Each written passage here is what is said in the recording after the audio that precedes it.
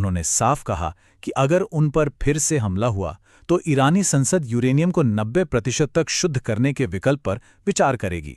कूटनीतिक भाषा में ये कोई हल्की फुल्की बात नहीं है, ये एक बहुत ही स्पष्ट और सख्त रेड लाइन है। अब ये प्रतिशत इतना क्रूशल क्यों है, ये समझना बेहद ज़रूरी है।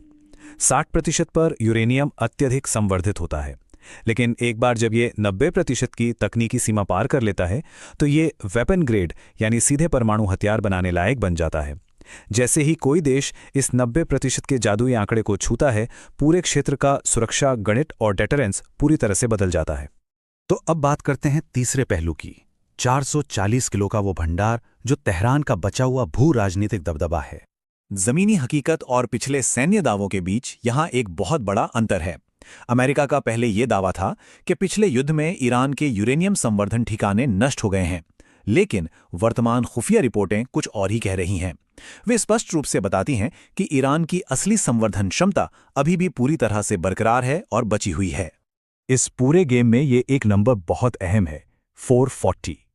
ईरान के पास अभी भी 60% तक इनरिच्ड 440 किलो यूरेनियम बिल्कुल सुरक्षित रखा हुआ है। इतनी बड़ी मात्रा तेहरान को एक जबरदस्त रणनीतिक लीवरेज देती है।